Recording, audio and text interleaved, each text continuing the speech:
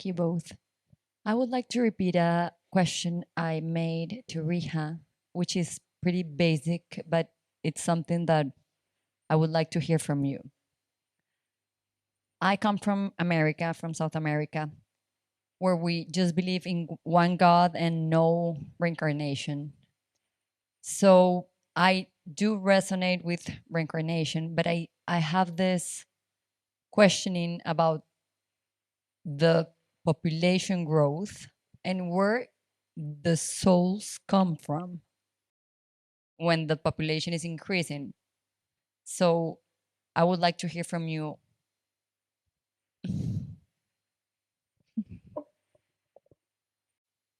There, in fact, is actually only one soul. The whole idea of souls is actually, in and of itself, not exactly correct.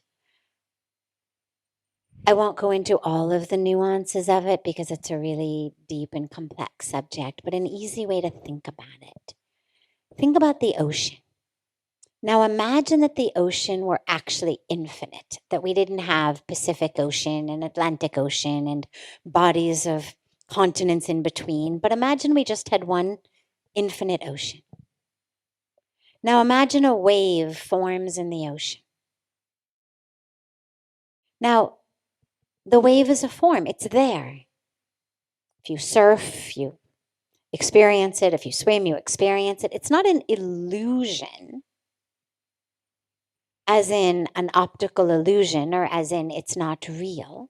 And yet, the highest truth of that wave is ocean. Even as it has become wave, it has never stopped being ocean.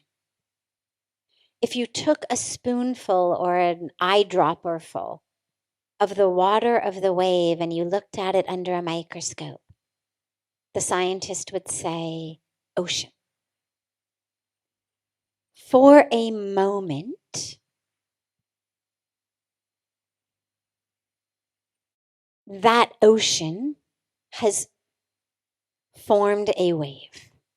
Now, what we think about in terms of soul is we think about what we call Jivatma, which is my individual soul, the soul that is associated with this physical body in this life, and Paramatma, the supreme soul, which would be the equivalent of the ocean itself. Now, Jivatma is never separate from Paramatma. It's just an aspect of the supreme soul, the supreme reality, is manifesting itself here through this body to work out a particular karmic journey. Like a wave has formed due to some pull of the moon or some storm of the clouds, some atmospheric pressure. For whatever reason, there has been something that has caused that to form, in the same way that there's a karmic package that this Jivatma needs to work out. For that reason, it's taking these forms. Now, there could be an infinite number of waves in the ocean.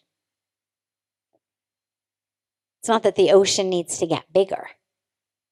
And each wave, as it forms, it goes back into ocean. Remember, it's never stopped being ocean.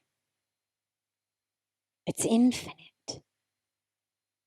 And so it's not a matter of more souls being created. It's just a matter of more reflections. If you've got one sun and you put out a whole bunch of vessels, different sizes, different shapes, with different amounts of water in them, they're going to reflect the sunlight in different ways. You're going to get a different reflection in each vessel. Put out more vessels, you'll get new reflections. But there's still only one sun. But it can give you an infinite number of reflections based on the number of vessels you have. In the same way, we believe that each of us is the vessel that is reflecting that divine spirit. The soul in us is that reflection of the divine spirit.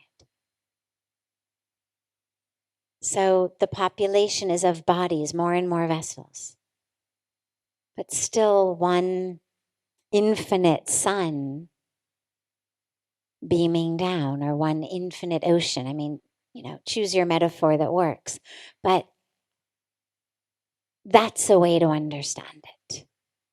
So it's not an increase of souls, it's an increase of bodies.